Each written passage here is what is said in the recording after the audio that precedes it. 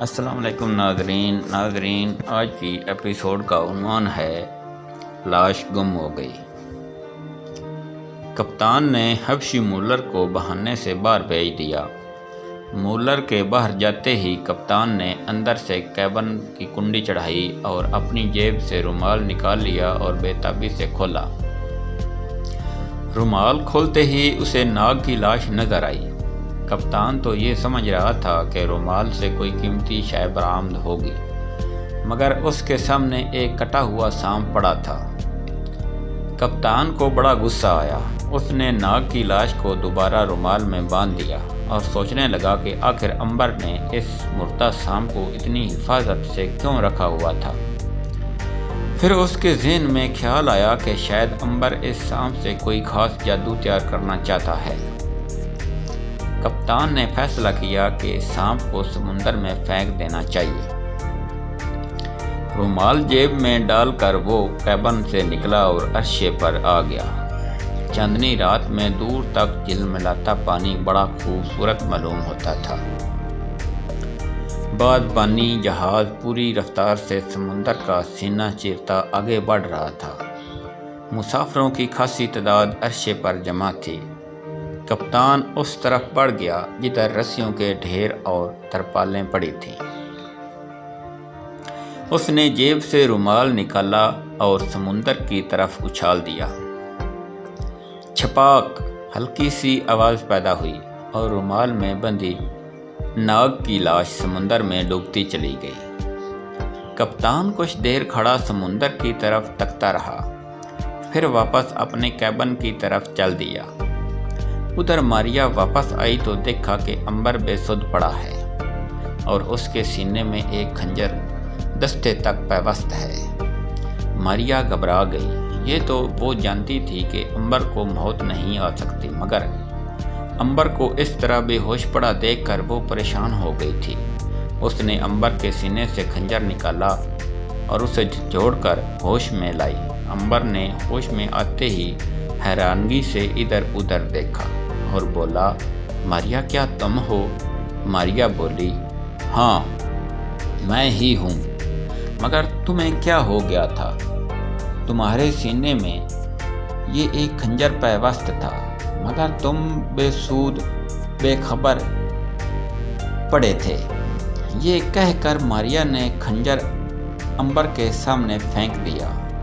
عنبر بڑا حیران ہوا، اتنی گہری نیند تو اسے کبھی نہ آئی تھی۔ اس نے اپنی جیب ٹٹولی تو معاملہ اس کی سمجھ میں آ گیا۔ موتیوں کا ہار اس کے پاس نہیں تھا۔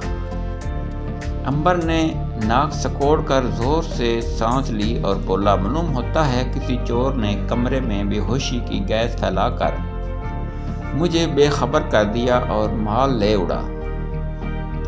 ماریا کو غصہ آ گیا۔ وہ بولی، ایک تو یہ چور ہمارا پیچھا نہیں چھوڑتے۔ عنبر نے کچھ کہنے کے لیے منہ کھولا ہی تھا کہ اسے احساس ہوا کہ اس کی کمر کے گرد اس رومال کی گرفت نہیں ہے جس میں ناگ کی لاش تھی۔ عنبر نے جلدی سے کمر ٹٹولی اور یہ دیکھ کر اس کے ہاتھوں کے طوطے اڑ گئے کہ رومال واقعی غائب ہے۔ عنبر پریشان ہو گیا۔ اس کے بھائی ناگ کی لاش کہاں گئی؟ وہ بولا، ماریا بہن غضب ہو گیا، وہ رومال غائب ہے جس میں ناگ کی لاش بندھی تھی۔ ماریا بھی پریشان ہو گئی۔ اس نے کہا، یہ ضرور اسی چور کی کارستائی ہے جس نے ہار وغیرہ چرایا ہے۔ ہو سکتا ہے چور یہ سمجھا ہو کہ جس رومال کو تم نے حفاظت سے قبر کے گرد باندھ رکھا ہے اس میں ہیرے جواہرات ہوں گے۔ عنبر نے کہا، بہن تم ٹھیک کہتی ہو، خدا خیر کرے، کہیں اس کم وقت چور نے رومال کھول کر سانپ کے ٹکڑے دیکھنے کے بعد اس کو سمندر میں نہ پھینک دیا ہو۔ اگر ایسا کیا ہو تو کوئی مچھلی یہ مگرمچھ اسے کھا جائے گا اور ناگ ہمیشہ کے لیے مر جائے گا۔ ماریا کی آنکھوں میں آنسو آ گئے۔ غصے بھری آواز سے بولی، میں ابھی چور کا پتہ لگاتی ہوں، وہ مجھ سے نہیں بچ سکے گا۔ عنبر سوچتا ہوا بولا، जहाज़ में सैकड़ों मुसाफिर हैं, कैसे पता चलेगा कि चोर कौन है। और अल्फाज अभी अंबर के मुंह ही में थे कि ज़ोरदार धमाका हुआ। जहाज़ बुरी तरह डोला। अंबर बिस्तर से उछलकर फर्श पर आ गया था और चिल्लाया, मारिया बहन, जहाज़ पर कोई आफत आ गई है, जल्दी से ऊपर अर्शे पर चली जाओ, मैं भी आता हूँ। मारिया और अंबर अर्शे पर आ गए। जहाज़ पर क़यामत का सा समा था। औरतें और बच्चे बुरी तरह चीखो पुकार कर रहे थे। अर्शे पर आते ही अंबर को जो मंजर नजर आया, उसे देखकर उसके रोंगटे खड़े हो गए। जहाज़ को खूनी रोएल मछलियों ने घेरे में ले रखा था। इनके साथ तारा मछली भी थी।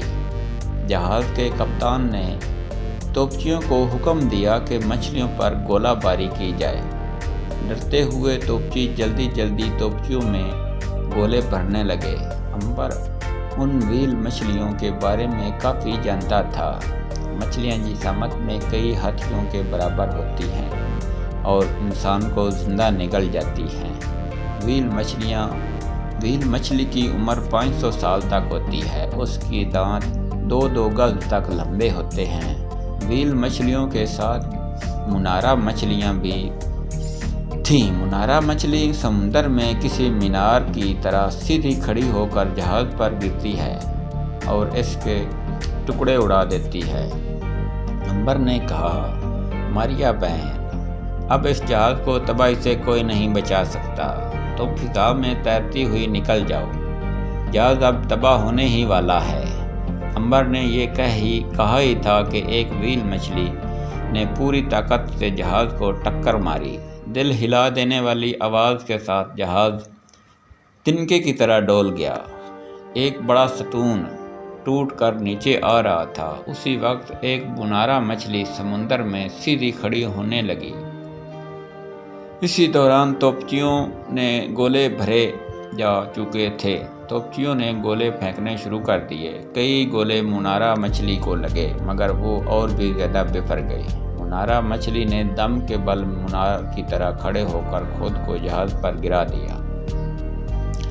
ज़बरदस्त तड़ाका हुआ। जहाज़ दरमियान से टूट गया। जख्मियों और मरते हुए इंसानों की चीखो पुकार ने ज़मीन आसमान एक कर दिया। तोपची तो तोपों के नीचे दब कर मारे गए। अंबर चिल्लाया, मारिया बहन, तुम जा चुकी हो ना?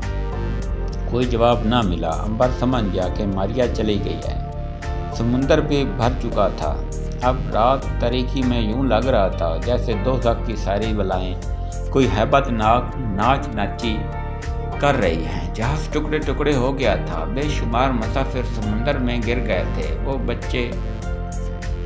वो बचने के लिए हाथ पांव मार रहे थे, मदद के लिए चीख रहे थे, मगर उनकी मदद कौन करता। खूंखार मछलियां बड़ी तेज़ी से उन्हें निगलती जा रही थीं। जहाज़ बड़ी तेज़ी से डूब रहा था। उसी वक्त तेज़ बारिश शुरू हो गई। बिजली कड़कदार और दिल हिला देने वाली आवाज़ के साथ चमकने लगी थी। गज़बनाक समुद्री लहरें और बिफरी हुई मछलियाँ रात की पुरहौल स्याही में मौत का देवता कहके लगा रहा था। दरिंदगी का खौफनाक खेल जारी था।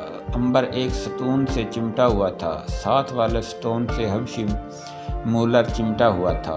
बिजली जोर से चमकी तो हबशी मूलर ने अंबर को देख लिया। मूलर के तो होश उड़ गए। वो तो अपनी तरफ से अंबर को हिला कर चुका था।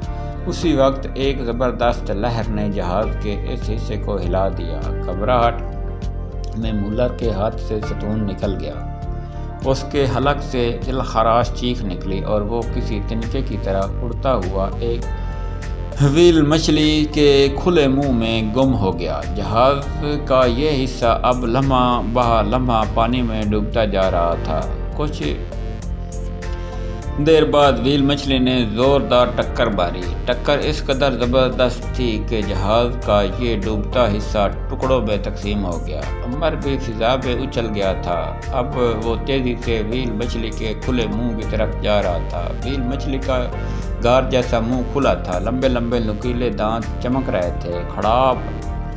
گڑاپ سے عنبر ویل مچھلی کے کھلے منہ میں جا گرا۔ مچھلی کے منہ میں جاتے ہی عنبر کو یوں لگا جیسے وہ نرم گدیلے جیسی پھسلن والی سڑک پر لڑکتا جا رہا ہے۔ جلد ہی اس سفر کا اختتام ہو گیا اور عنبر ایک دھماکے سے طری کنویں میں جا گرا۔ یہ کنواں در حقیقت ویل مچھلی کا معدہ تھا، جس میں پہلے سے کئی انسان موجود تھے، جن کے جسموں سے گوشت پوش مچھلی کے معدے کے تیزابوں نے ہضم کر دیا تھا، اور اب ہڈیاں بھی تیزی سے گلتی جا رہی تھیں۔ یہاں اس قدر بدبو تھی کہ عنبر کا دماغ پھٹا جا رہا تھا۔ اس کا پورا جسم لیسدار مادے میں لتھڑا گیا تھا۔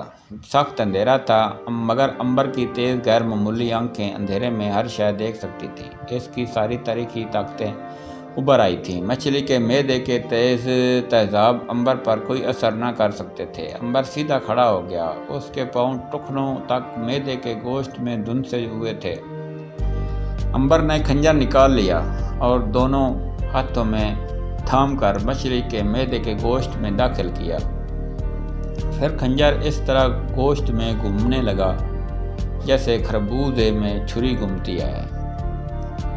گاڑھا سرخ خون دھارے کی شکل میں بہنے لگا۔ عنبر کا جسم خون سے نہا گیا، مگر وہ بدستور اپنے کام میں لگا رہا۔ مچھلی کو جب معدے میں درد ہوا تو وہ بری طرح تڑپنے اور اچھلنے لگی۔ اس کا غار جیسا منہ بار بار کھلنے اور بند ہونے لگا۔ مچھلی کو کیا پتا تھا کہ اس نے کس مصیبت کو نگل لیا ہے۔ عنبر بار بار پھسل کر گر پڑتا، مگر پھر اٹھ کر خنجر گھمانے لگتا۔ مچھلی کی جان عذاب میں آئی ہوئی تھی، وہ درد سے تڑپتی سمندر میں پوری رفتار سے تیرتی جا رہی تھی۔ تنگ آ کر مچھلی نے معدے کو سکیڑا اور سب کچھ منہ کے راستے اگل دیا۔